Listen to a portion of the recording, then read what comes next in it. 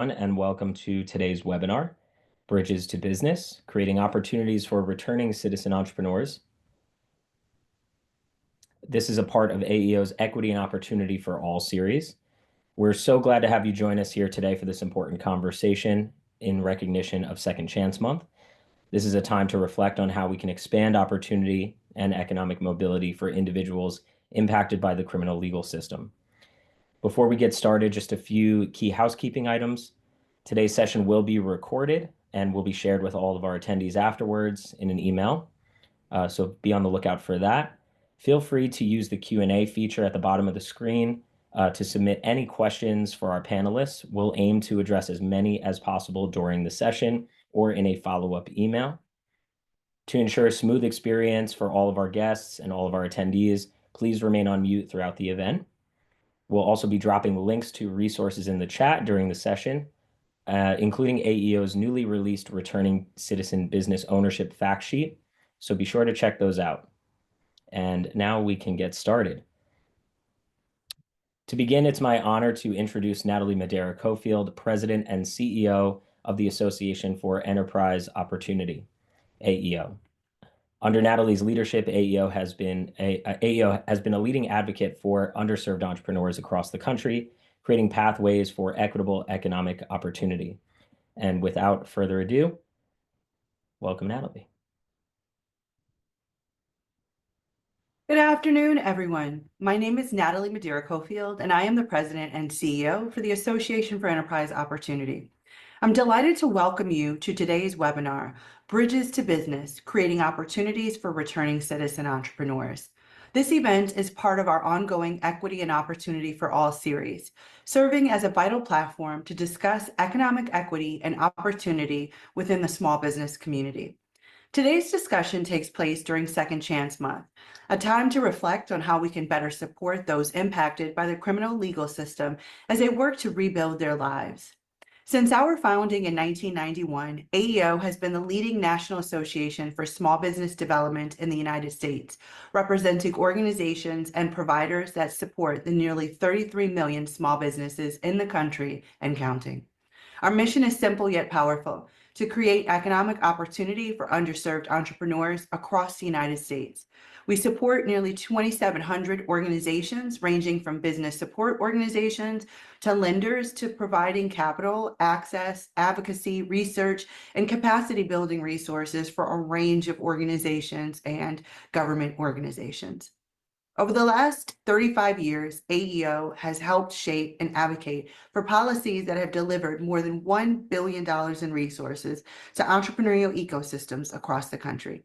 Our partnerships with government agencies, corporate entities, and philanthropic organizations are crucial to advancing the needs of underserved entrepreneurs.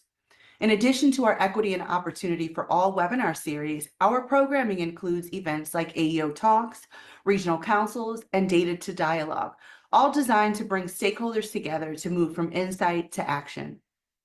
One of our flagship initiatives, Endeavor Ready, has focused on identifying and addressing the barriers returning citizens face on the path to entrepreneurship. Guided by a national network of partners, this work has included the development of a comprehensive practitioner toolkit, pilot programs with lenders, and new strategies to build the trust and access gaps that persist even when capital is available. Today's event builds on that foundation as we continue to push for systems-level change to support returning citizens in achieving lasting economic opportunity. At AEO, we believe in the power of entrepreneurship as a pathway to economic mobility, dignity, and self-determination. But too often that path is blocked, especially for individuals who are navigating reentry after incarceration. The barriers they face are steep: access to capital, stigma, licensing restrictions, and a lack of tailored support systems that recognize their potential rather than their past. Our Endeavor Ready initiative was launched to change that reality, to reimagine what's possible when we shift from punishment to opportunity, when we invest in people, not in the systems that exclude them. Today, we're proud to share new research from AEO's Returning Citizens Business Ownership fact sheet, which reveals just how powerful this segment of entrepreneurs is and how much more they could achieve with equitable support.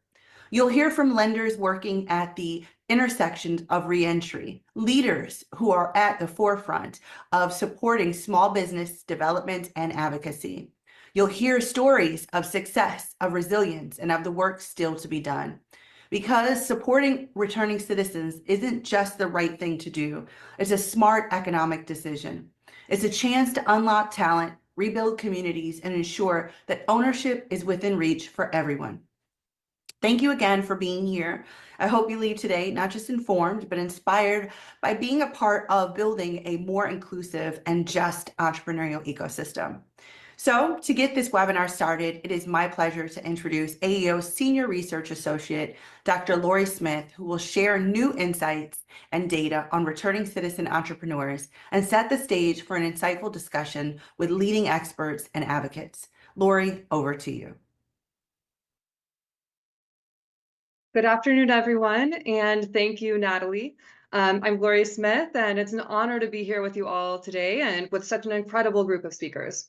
So today our expert panel will cover a lot of ground, and I'll just start by kicking us off with a few data points and some context to set the stage for that discussion. So first, you can find more data in our recently released fact sheet, and for additional insights, also visit our research website at AEO, where we have reports and interactive dashboards with business data.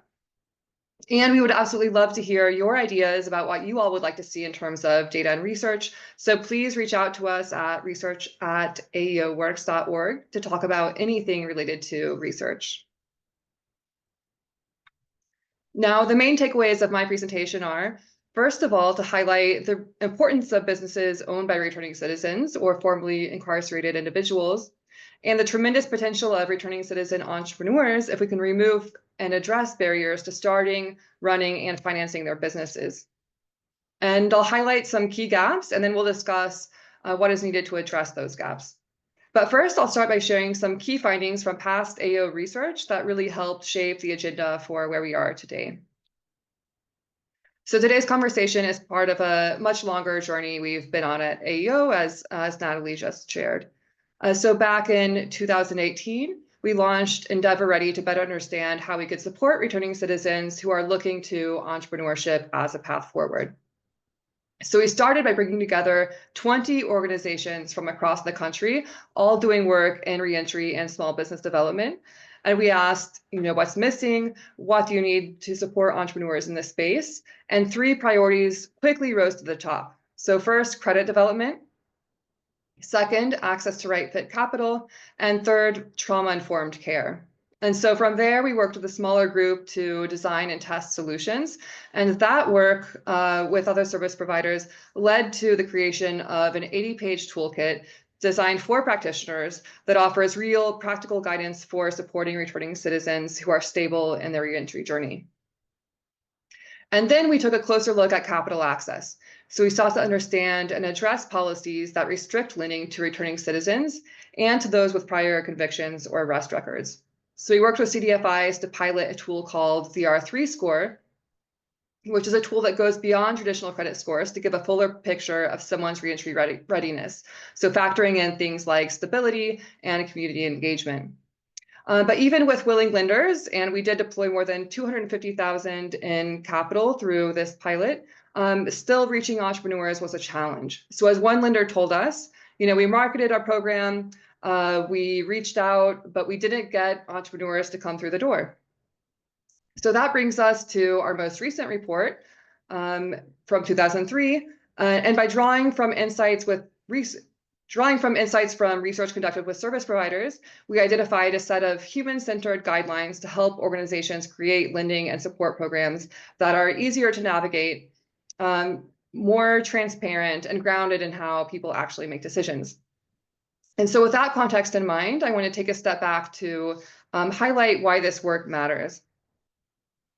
So we have both a powerful opportunity and, I would argue, a moral imperative to support returning citizens on the path to entrepreneurship. So today in the US, 1 in 3 adults has a criminal record. That's roughly 77 million people, close to the same number as those with a college degree. So each year, hundreds of thousands of people are released from prison and millions more cycle through local jails. So In this way, incarceration has really become a routine marker of adulthood in the US.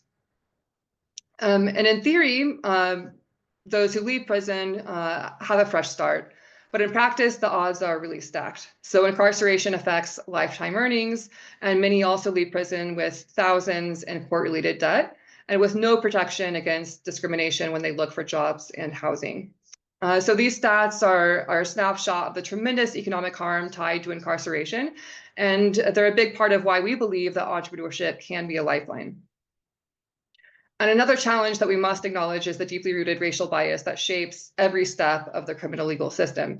So Black and Hispanic individuals are more likely to be stopped, arrested, fined, convicted, and sentenced more harshly than white individuals, and even for the same offenses. And the harm doesn't end at release. Many face job discrimination and earn lower wages when they do find work. And so this reality is powerfully documented through rigorous field experiments, in this book by Diva Pager, which you'll see on the slide here. And at the same time, it's also important to remember that in absolute terms, most returning citizens are white. So when we invest in people rather than punishment, we don't just move toward racial justice, we truly create a system that works better for everyone.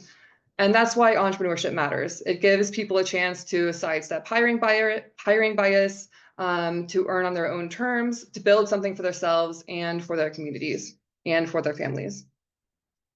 So now let's zoom out and take a look at the bigger picture, the business landscape. So today I'm excited to share some brand new preliminary insights about returning citizen entrepreneurs from a new and much needed data source.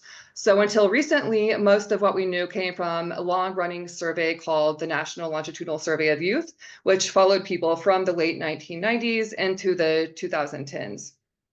So that data has been incredibly valuable, especially thanks to some really innovative work and innovative methodologies by sociologist Kylie Wang. But it was data that's still dated and limited scope in terms of developing statistics about today's landscape. And so last year, AEO worked with NORC at the University of Chicago to add a question about past incarceration to the Entrepreneurship and the Population Survey, one of the most respected national data sets in entrepreneurship, which is funded by the Kauffman Foundation. And the results are striking. So today we'll show some preliminary highlights, and then we will be releasing a deeper analysis in a forthcoming research brief. And we would also love the opportunity to talk to all of you more about this work if you're interested in learning more about what we have. So first, we now estimate that there are 3.5 million returning citizen entrepreneurs in the US today. And together, they're providing over 2 million jobs. And we're still digging into the data, but so far this confirms what previous research has shown. Returning citizen entrepreneurs don't just create businesses, they also generate higher incomes than their peers in traditional jobs. So this isn't just about self-employment, it's about economic mobility and it's about financial resilience. So now here's one of the most striking findings from our new analysis. So what you're looking at here is the predicted probability of being an entrepreneur based on whether or not someone has been incarcerated. And so on the left, you see the predicted rate for people who have never been incarcerated, which is about 12%. And on the right, you see those who have or returning citizens, and with the predicted probability of 28%. So as you can see, returning citizens are significantly more likely to be entrepreneurs than their peers. And this model is accounting for other things like demographics and household characteristics. So what you're seeing isn't a reflection of demographics, it's a real meaningful difference. And in fact, when we account for those factors, returning citizens are twice as likely to be entrepreneurs as individuals who've never been incarcerated. So now I also want to flag that you'll notice these vertical bars here at the top and bottom of each point estimate. And these are error bars. And so they show that there is a range of uncertainty around each estimate. But even with that margin of error, the gap between the two groups is clear and it's very substantial. And so this confirms what we've heard for years. Entrepreneurship is often not a last resort. It's a strategic response to exclusion from traditional employment. And it's a way to regain control, build income, and contribute to the economy on one's own terms. So now that we've seen the scale of entrepreneurship among returning citizens, let's talk about what it takes to sustain it and the challenges that can get in the way. So this chart shows some of the key barriers returning citizen entrepreneurs face when trying to access support compared to other entrepreneurs. So you see data for the returning citizen entrepreneurs in the blue bars and for other entrepreneurs who have never been incarcerated in the gray bars. And one of the most striking gaps is around finding support, advice, or role models. So 40% of returning citizen entrepreneurs said this was a challenge, compared to just 14% of other entrepreneurs. And we've sliced this data in so many different ways, by race, by gender, by income, and we've rarely seen a gap this large. So this tells us that this isn't just about background or identity, it's something specific to the experience of reentry and to the structural disconnection that often comes with it. And we also see big gaps in community support, access to professional services, and even support from family or friends. So things that many entrepreneurs rely on every single day. So this isn't just about resources, it's about relationships, it's about trust and networks. And when those aren't in place, it becomes much harder to access the kinds of support that most business owners take for granted. So these findings reinforce something that we often hear from the field, that entrepreneurship can be isolating for anyone, but it's especially isolating when you're navigating reentry. And so what about capital? So here's one way to look at it. So here's a graph showing why entrepreneurs chose not to request funding from a bank. So access to funding is the biggest barrier for any entrepreneur, or one of the biggest barriers for any entrepreneurs. But for returning citizens, the obstacles aren't just financial, they're also relational and systemic. So here we see why some entrepreneurs choose not to apply for bank funding. Again, the returning citizen entrepreneurs are shown in the purple bars and other entrepreneurs in the gray bars. And at first glance, you'll notice that the most common reason for not applying for funding is not needing funding. But still, returning citizens are much less likely to say they simply didn't need funding. So only 37% gave that response, compared to half of other entrepreneurs that reported not needing funding. So instead, what stands out are the barriers. So nearly 1 in 3 returning citizen entrepreneurs said that they didn't apply because they lacked a relationship with a bank. That's almost 3 times the rate for other entrepreneurs, and about a quarter expected to be declined. And so that speaks to both the real and perceived barriers in the lending process. And then we also see higher reports of turning away due to poor credit scores and unfavorable loan terms. And so while we often hear that entrepreneurs are choosing not to apply for capital, of course, the data tells a more complex story. So for many returning citizens, it's not about a lack of need, it's about a lack of trust, a lack of connection. It's about the limitations of many approaches to underwriting, and it's about fear of rejection. So to recap, we've seen that returning citizens are twice as likely to become entrepreneurs. And when they do, they're building businesses that contribute millions of jobs to our economy. And yet they're doing so while facing higher barriers to support, to financing, and weaker connections to trusted institutions. So the takeaway is clear. Entrepreneurship holds enormous potential for returning citizens, but it doesn't happen in a vacuum. And so that's where we go next. I'm excited to turn now to our panel of experts who are working every day to build solutions to help us explore what's working, what needs to change, and how we can make this path more accessible for everyone. And it is my pleasure to introduce our panel moderator, Michael Langley, who will guide us through this important discussion. Michael Langley is the executive director of the Florida Justice Institute. And in this role, he often uses a combination of data, public-private partnerships, and the law to create more just outcomes for disenfranchised and other vulnerable communities throughout the state of Florida. Mike is a bold influencer who elevates organizations to unleash their potential through big picture thinking and servant leadership. Mike previously served as director of the Social Impact and Racial Equity Advancement Project at Greater Phoenix Leadership, a consortium of Arizona's most influential business CEOs focusing on quality of life issues since 1974. And he served as racial equity advisor for the community development financial institution DreamSpring.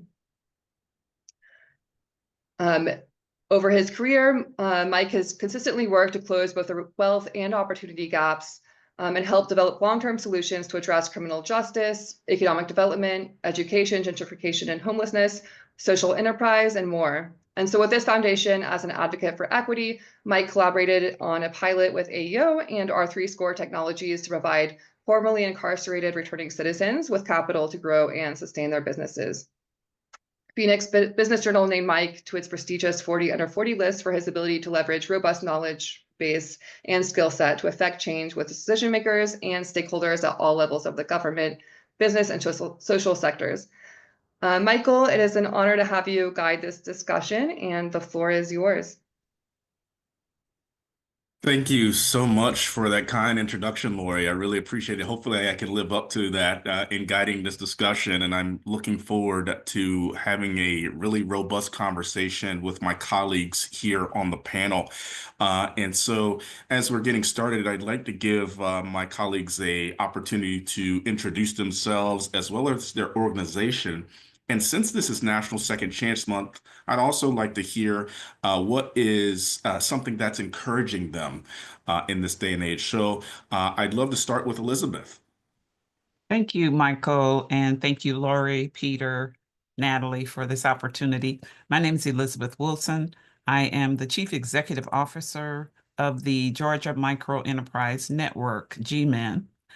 We manage and run and created our reentry program called the RIGHTS program. RIGHTS stands for Reentry from Incarceration through Entrepreneurship Services.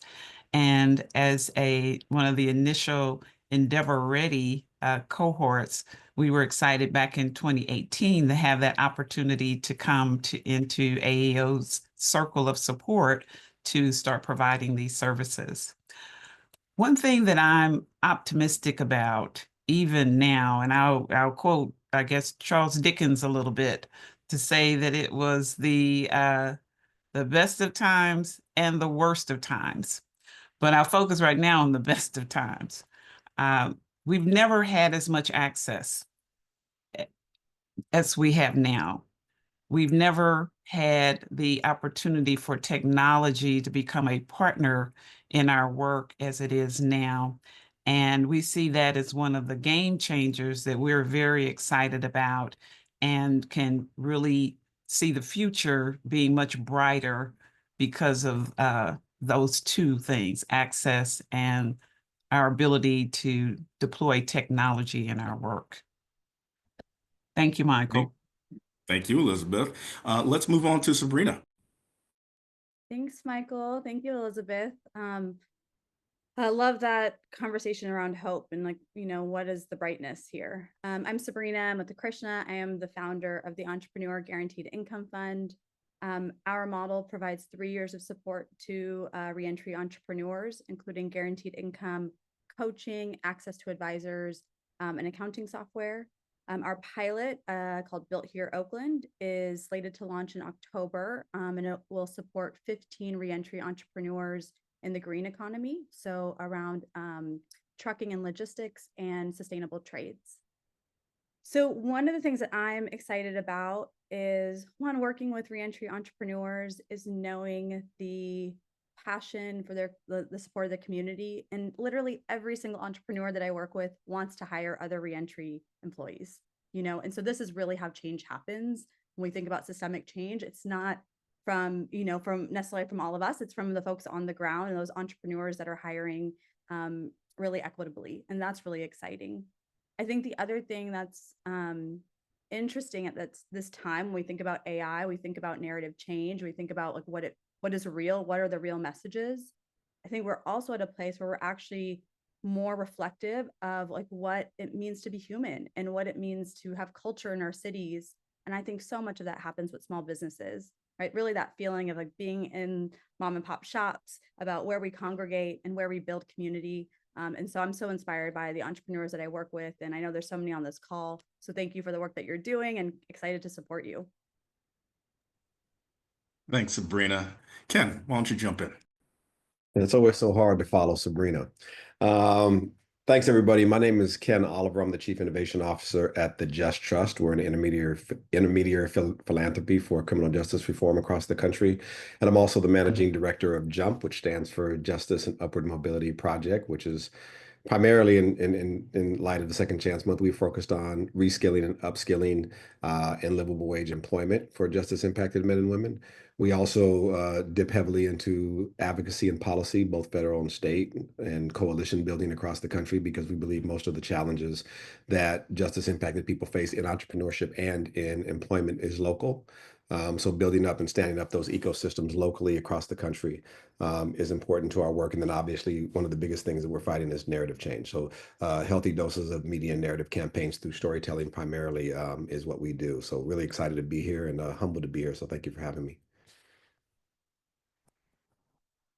Thanks, Ken. And last but not least, Andrew. Hey, hello, everybody. I'm glad to be here. I'm Andrew Glazier, the CEO of Defy Ventures. We are a national nonprofit providing entrepreneurship, personal development, and career readiness programming to currently and formerly incarcerated adults.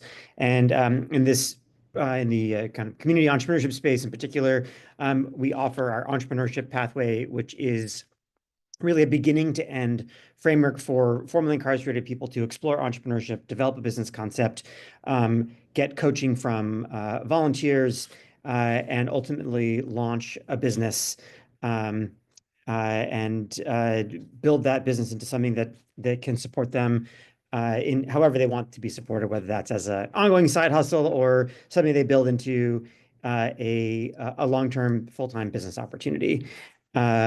And something that I'm optimistic about is really it's the success that I see through our programs so frequently. I was able to sit on a business coaching call for a number of entrepreneurs in one of our tech business-focused boot camps, and just to see the enthusiasm and the growth in the brief 12 weeks they've been in the program. And really seeing a future there. And, you know, it's constantly inspiring to see what the folks who are coming out of our program will do. This year, we expect to enroll over 100 people in our boot camps across the country, and we're serving folks across 9 states right now. All right. Thank you, Andrew. And thank you, everybody, for sharing. Andrew, let me stay with you for the first question. You know, of course, this is something that we just heard Ken say, narrative change, et cetera. But what are some of the biggest blind spots you think that policymakers or entrepreneurship programs have when they design support programs for justice impacted entrepreneurs? And along those lines, what needs to change? Yeah, so you know, we've been doing this for about 15 years at Defy, and I think we have learned a lesson over and over again, which is that when you're working with people who are formerly incarcerated, there's a lot of complexities in their lives, and those complexities they don't fit easily in any one box. They really range, and you know, incarceration has long-lasting effects on people, and sometimes they don't even pop up till, you know, years later. So, you know, what we learned again over and over again is you can't just say, like, here's a business curriculum, let's teach you entrepreneurship, and, you know, have at it, right? There's got to be a lot of integration into personal narrative change. Where did you come from? Where are you going? How are you managing the stresses of entrepreneurship on top of whatever else is going on in your life?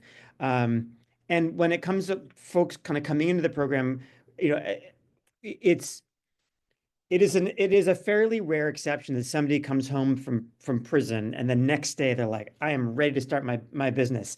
It can happen, but more often than not, you know, folks need some time to go through the process of reentry, get situated, and then enter these programs and start to develop something. And then the other piece of that is, you know, something that we really work hard to do is to sit in the space of 0 to 30, you know, kind of, which is to say, people come to us and they may have an idea, but very little in the way of background or social network or skill sets.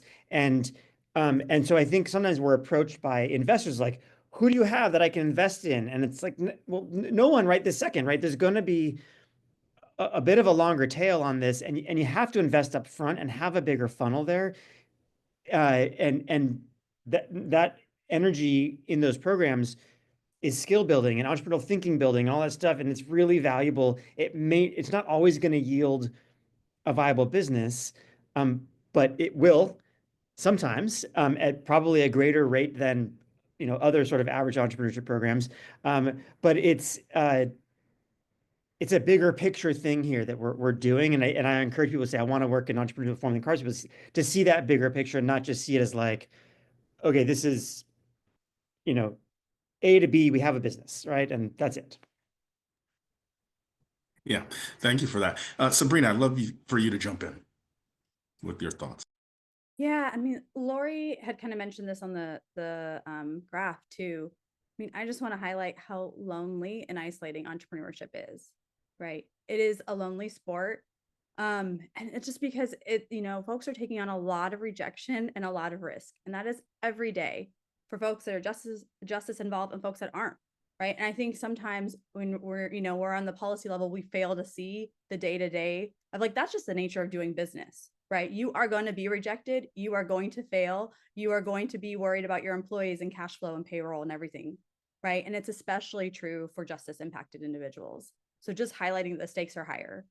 The other blind spot that I see is that, one of the biggest indicators of social mobility is having access to people that are richer than you, right? And Ken, I think we've talked about this before too, right? If you want to climb a social mobility, get folks that are richer than you in the room.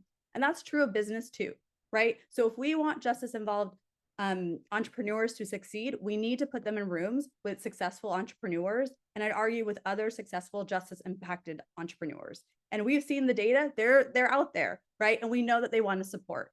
But the way that we solve things is it's like a lot of times it's under-resourced, right? It's fragmented. It's so difficult to navigate. And we still expect long-term impact from things that are very fragmented. So that's one thing that we got to fix.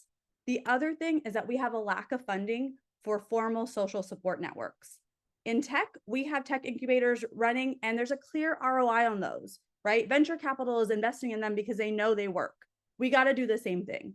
And we got to support folks so that we kind of like curb this loneliness, and we can really operate from a place of empowerment that is, where they're seeing models of folks winning, and for us to say, hey, there's a model where we all win together. That's great. Thank you. Ken, I'd love to hear from you. Sure, thanks. Well, I mean, most of what I was going to say, Andrew and Sabrina have said, but I would add that for us and for a lot of organizations, understanding the inputs necessary to get the outputs that we want, it's a matter of sequencing in reference to entrepreneurship. This isn't your everyday go start a small business entrepreneurship, because there are other factors that need to be thought about. A, does a person have housing? Stable housing when they get out? Do they have some type of income, which is what's so great about Sabrina's program, because they built in universal basic income into the entrepreneurship journey. And so understanding that most entrepreneurs in America don't face some of the same challenges that justice impacted entrepreneurs face. They're not out there underhoused or looking for their next meal, or not having a stable income or some type of savings or family support that are investing in people's entrepreneurship. So I think understanding that is what's missing, and really thinking about that holistic design, what is needed to get this entrepreneur to be successful and setting this entrepreneur up for success when it comes to justice impacted people. I think the other thing is understanding what Andrew flagged earlier, what I call pre-entrepreneurship, kind of like a pre-apprenticeship. How do we get people baseline skills necessary? Because most entrepreneurs have had businesses or worked as employees at a certain position for a number of years, and they've sparked ideas and they're ready to go stand up on their own and support these types of entrepreneurial endeavors. And I think for justice impacted people who are starting really with just an idea with lack of exposure or lack of experiences can actually hinder their ability to be successful. So making sure that they have the skill sets necessary and the exposure necessary before they jump off into entrepreneurship, which is, Sabrina mentioned, it's a hairy experience, and it's not for the weary. We're natural entrepreneurs as justice impacted people, which is why most of us have ended up in some of the positions that we've done, especially economically. But making sure those baseline skills are there is something that I think is very, very important when it comes to how to do a P&L statement, how to understand HR practices, how to understand vision, the marketplace, total available market, and those types of things are things that I think are necessary when you get outside of the mom and pop shop type entrepreneurship pieces. Yeah, thank you for that. And Elizabeth, let me bring you into the conversation here. And this was touched on a bit in some of the earlier comments. And Sabrina, I think, made a really excellent observation that entrepreneurship can be a lonely endeavor, right? So in that regard, in your view, what would be the ideal support ecosystem look like for a returning citizen launching a business? Well, I think it really starts as early as possible. I think we kind of start late with entrepreneurship. We tend to think that it's organic, but it really is taught. So a lot of individuals, as Ken mentioned, get into ways that they're trying to make money and that they're trying to figure out how they can better their lives early. That if we got in front of that and start the ecosystem building as early as possible in the school systems, in neighborhoods, and in more so where it's already common, then when individuals are seeking entrepreneurship, they've already had a taste of more formal or legal things that they can tap into. I think it's also making sure that once people go through the system, that they can come out of the system and actually be treated as entrepreneurs as opposed to returning citizens. Here in Georgia, where we're infamous for being the state that keeps people on probation and parole longer than anywhere else in the country, our saying is you come here on vacation and you leave on probation. So how do you navigate the rest of your life when you're on paper for that long, when everything you do keeps bouncing back to something that happened maybe at a time, a formative time in your life, but you still have all of this life to live. So I think we have to come up with ways where there's more equality in the ability for people to actually navigate to entrepreneurship. We would love to have programs that bring in wages that are livable, but most of the programs here in the South still kind of see people as if you committed a crime, you are still a criminal. You're still a person that needs to have less support, less access to capital, workforce, but only in certain fields. So if we could level the playing field, if we could create more of a 360 support services for entrepreneurs who have been impacted, that includes housing, access to capital, access to networks, access to family supports and re-engagement, and then start thinking of what does it take to grow any business and start bringing those opportunities to the ecosystem as well. Thanks for that, Sabrina. I'd love to hear some follow-up thoughts what an ideal support ecosystem would look like. Yeah, I want to echo Elizabeth, or just highlight it because that wasn't kind of what I was thinking about, but I really love how you highlighted that we need to start earlier, right? We need to start with young folks because that resonated with me. Like I grew up immigrant household. I could run a dry cleaner at the age of like 12, right? You just did it, right? And that was kind of the growing up and, drove cars and my, families like I'd pick people up from the airport and all these sorts of kind of crazy stories. But it wasn't really until college that somebody said that was a formal skill, right? The fact that I was handing out flyers and doing sales. And if we can really, really highlight the formal skills that happen with our young people in our communities and shift from this informal underground to being like, hey, these are things that are transferable and you're doing them. I love that. And I think that's a place of empowerment that we really need. The other thing about the ideal ecosystem, I would say, is really highlighting the emphasis on long-term relationship management, right? And like how we support folks. Because I think individually, I know everybody on this call does, like we care so deeply about the people that we're serving, but sometimes we are individually handing people off. And we need to do this more as a system of saying, hey, folks need long-term support. How do we create this as a system and do it as an ecosystem and have formal ways of handoff so people don't get left out?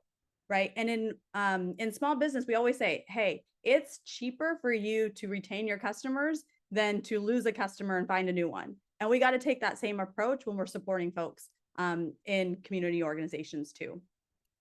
So I'd say long-term relationship management. The other one is really having them have access to a robust entrepreneurial ecosystem, one where we can say, hey, and Andrew's done a great job, right? Andrew has hand off folks to be like, hey, I got Cassine who needs coaching. And I'm like, great, right? And so the more that we can have handoff that's formalized and say, hey, these relationships matter. We need to build trust and transparency with folks, especially justice impacted. It takes a little while to build trust, and the trust comes from us showing up, saying what we mean, and just, really being in it. And then the last thing I would say an ideal ecosystem is it's really grounded in data and performance. I think it's important that we actually highlight this to entrepreneurs too, is saying, hey, you got to measure your performance, right? Because that's what it is to run a business. And we're also going to measure our performance and how we're supporting you, right? And so how can we say, hey, this is the growth that you've had as a business, and this is how we've seen you from beginning to end. And so that data and performance are intertwined. And I'll just say a shout out for the relationship management that we've seen in our program, which is having business coaches with lived experience running a business, right? That has been a game changer. Counselors who care deeply. And then the last one is capital partners. I'll have a shout out for Pacific Community Ventures, who's in California and Oakland. They are really focused on like the relationship part of it, right? And so how can we get capital partners in conversation with entrepreneurs earlier, so that entrepreneurs understand, okay, here is the game plan for me to get capital, right? I'm not ready yet, but at least I know what I need to do so I don't get rejected. And then I have a coach I can support along the way. So Andrew, I'm coming to you now, and Elizabeth had highlighted a lot of the collateral consequences that tend to follow a justice impacted person upon sort of the completion of their time. And Sabrina just uplifted a few different examples of programs. I'm wondering, can you share any specific examples of a program or initiative that's been successful in helping returning citizens launch or strengthen their businesses?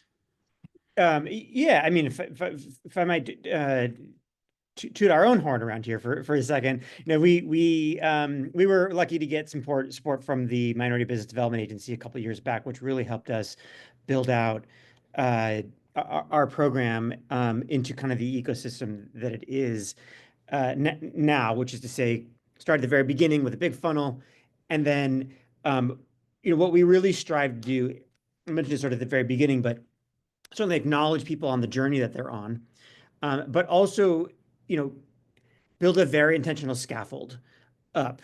And there's points of decision making, and agency is a huge thing for us at Defy. Everybody's got agency; they can all make choices, right? And along the way, to say that, look, we're going to start with the scaffolding of the boot camp, which is going to be 17 weeks from zero to a business concept, and you're going to get coached, and you're going to iterate, and you're going to learn to be comfortable with ambiguity. And then at the end of that point, we're going to say to you, you've learned a bunch of stuff. What do you want to do? And then they get to make a choice to say, like, I've learned a lot. I want to take this thinking and I'm going to go and excel as an entrepreneur working for somebody else, or I want to pursue this business. And then what we say is, okay, great. No squatting in the program, though. You got to go make a sale. And that, I think, was a real key decision on our part to say, you have to make a sale. If you can't make a sale, you don't have a business. And that's part of, I think, has been a success point there. Then having partners that come in between LegalZoom, who provides now free incorporation for folks, and spending time on some of those mechanics before they move into that final choice, which is, hey, you can take the skills you've gotten from us and go launch a business. Many do, and they're good, and they want to do that thing, or they want to move into that more formal accelerator piece, which has a deeper level of mentorship and coaching and a more formal, a higher skill level curriculum that kind of leads to a business launch and traction in a little bit of a different way. But I think the success is bringing together pieces you've heard, which is social network of people who have experience in business, a very intentional scaffolding that that honors journeys, doesn't shame journeys along the way. A group of people who can feel comfortable together, say, I'm having a thing, I'm experiencing a thing right now, in that, and making that a really safe place for them to grow and learn that thing. To come on the other side and say, now I have this business that I want to create, and also, not selling dreams that can't be realized. I think, we also learned really early on, it's not doing anybody a service to say, everybody can be an entrepreneur, do whatever you want, right? It's all fine, right? It's like, look, lots of people can be entrepreneurs, including you, but here's the steps you have to take. And if you're not getting there, like, we're going to be the first ones, like, look, you're missing some stuff here. You can do what you want, but here's the issue we're seeing. And so that sort of kind but honest pieces of feedback along the way, I think, are also really important. And, we've seen 15 to 25 businesses launch every year coming through our program. Starting with that sort of wide funnel of 100 to 125. Now, not everybody spins out into a traction business, but we have these launches and people give it a go. And so, and then some stick and they continue to go and do their thing along the way. And so that's, I think, kind of highlighting some success there. And, we were able to do that and build this program out with this good size MBDA grant back in 2020, which just, supported the program for about 4 years. So sorry to see that, sorry to see them go, but that is kind of how we got there, and I think that's a success we're having. Plenty of room to keep growing, keep doing better things, but I'm happy to share that. Thank you.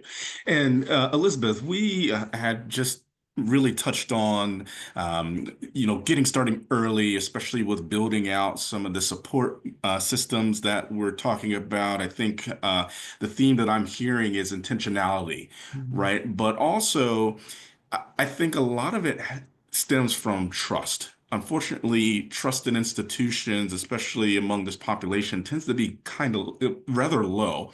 And so how do we sort of bridge that trust gap between returning citizens and lenders or institutions? What type of advice would you give to organizations that are trying to build authentic relationships with returning citizens?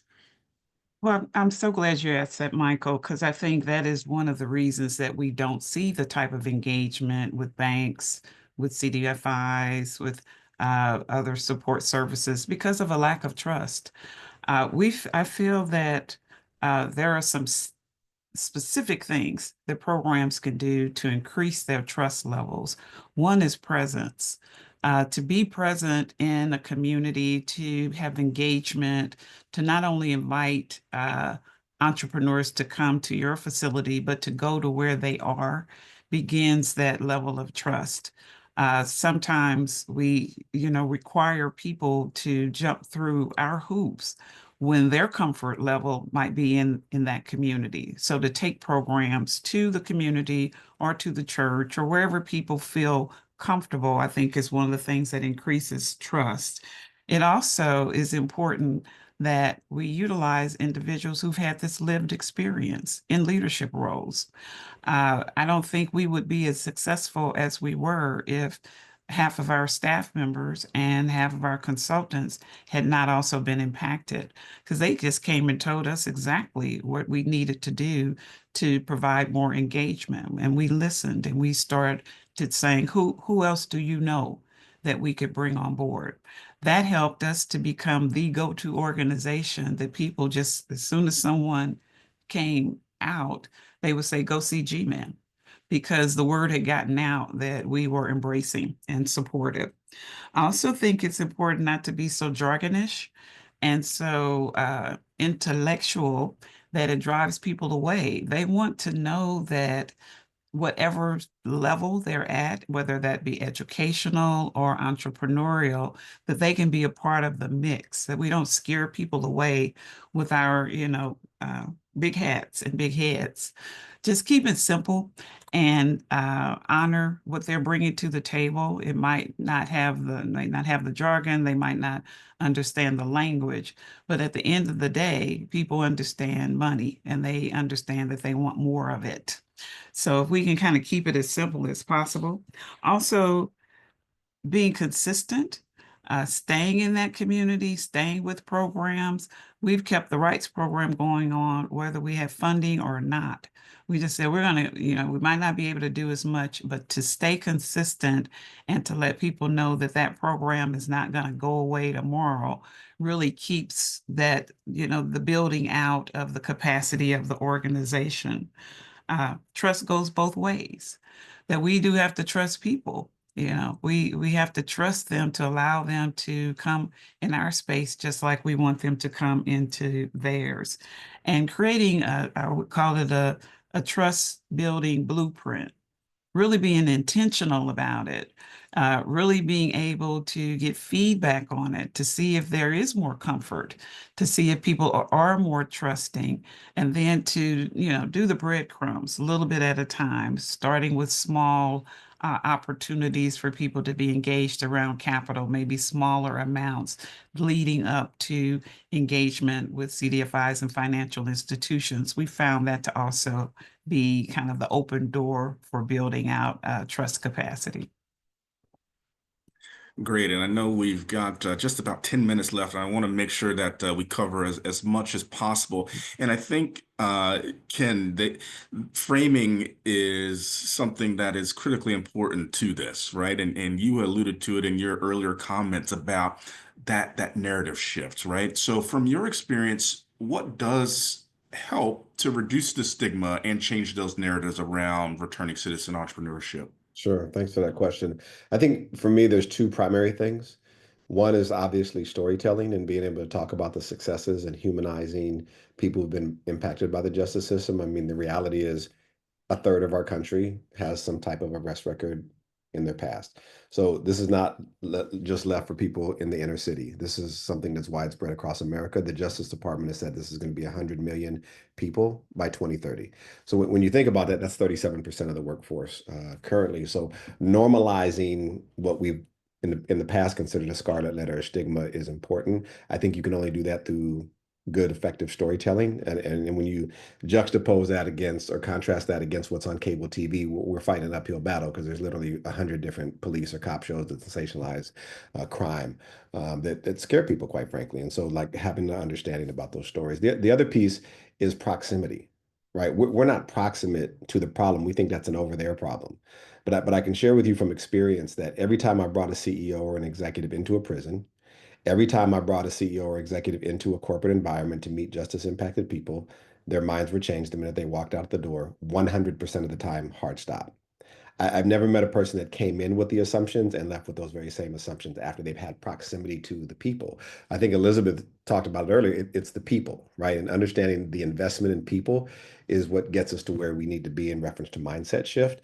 So, obviously Andrew's doing great work taking executives into the prison environment and getting them proximate, but also I would say bringing justice impacted people into the corporate environment, vice versa, right? And getting them exposure and getting people proximate to the issue are two of the best ways I think that we could do to kind of unwind our own bias, because it's not a them problem, it's actually a us problem. We're not looking in the mirror and unwinding a lot of our own bias that we bring to the table about who commits crimes. What does crime mean? What does this record mean? And oftentimes what you'll find is if you get proximate, it doesn't mean anything.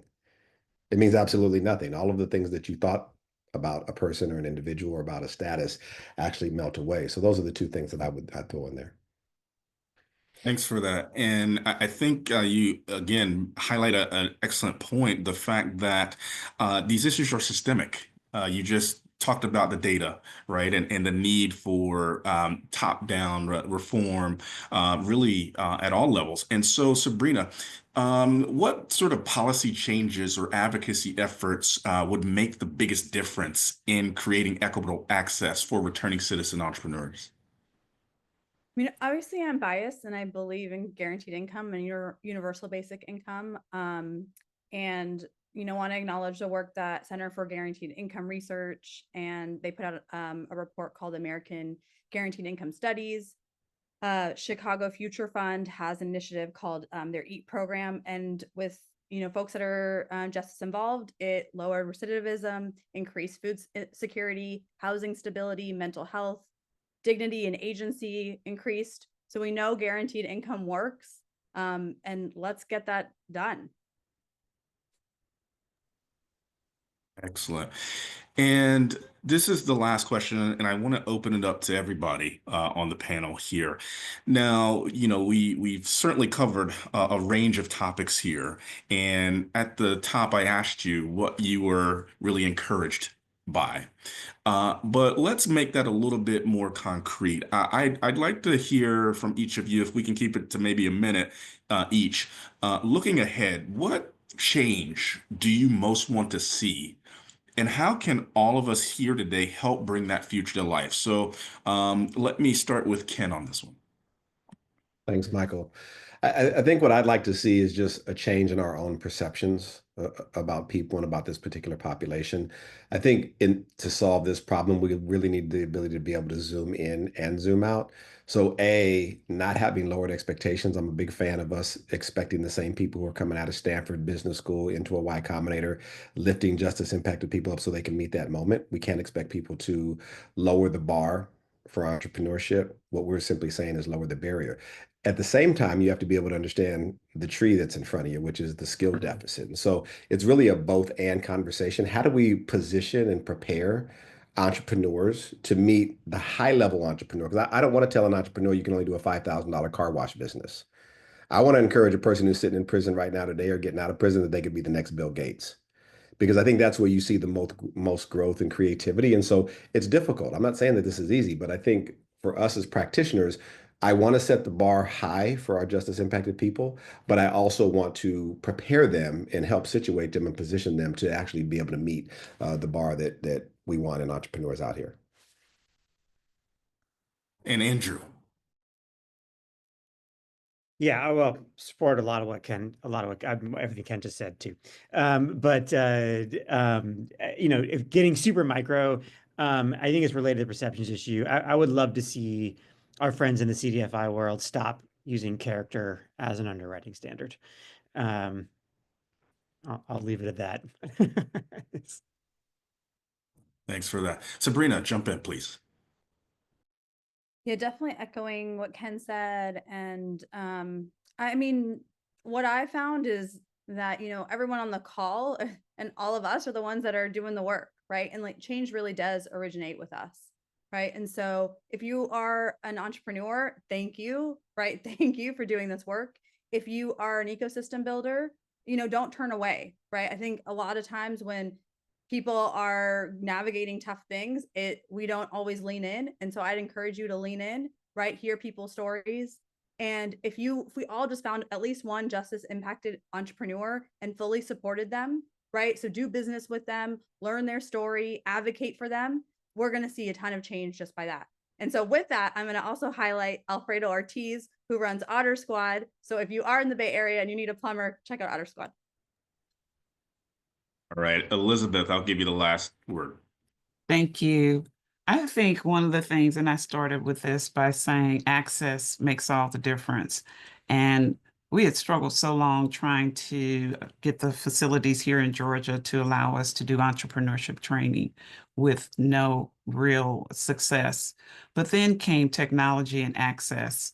We're using a program called Edovo, and their platform has allowed us to not only train within Georgia facilities, but in facilities all around the country. We currently have 21,000 individuals who are going through Introduction to Entrepreneurship training. That's 25 states that we've already received letters from saying, what else? What's the next courses? How can we do more? That to me is a game changer. Through technology, we can now come into facilities, not physically, but we can provide the training that will make the difference when people come out. Also, I think Ken stated it, and Sabrina and Andrew, one of the things that I see for the future is the release of all labels, that whether it be character or whatever. We don't use words like returning citizen or formerly incarcerated person or ex-offender. We just say entrepreneur. That's great. Thank you for that. And I think just to close us out here, this conversation and the actions that follow are really both moral and economic imperatives. And everything that we're doing here is leading towards that. So I want to thank our panel for their insights and their time. I'm looking forward to continuing to work with you, and I'll toss it back to our AEO team to close us out. Thank you all so much. What an incredible discussion. I want to give a heartfelt thank you to all of our panelists for sharing their insights, their expertise, their experiences with us today. So thank you so much once again, especially talking about strategies to better support our returning citizen entrepreneurs. All of you, your leadership continues to shape a more inclusive and equitable future for all. Additionally, on behalf of AEO, I want to extend a sincere thank you to all of you attending and being part of this important conversation. Before we close out, I will drop in the chat here. There we go. I'll drop in the chat and invite you all to join us for our next Equity and Opportunity for All webinar on May 20th. We will be exploring the contributions of Asian American, Native Hawaiian, and Pacific Islander entrepreneurs and opportunities to support in celebration of AANHPI Heritage Month. We've shared links in the chat for you to sign up for our newsletter and explore our upcoming events, and we hope to see you there. So once again, thank you all so much for joining us today, and have a great rest of your day.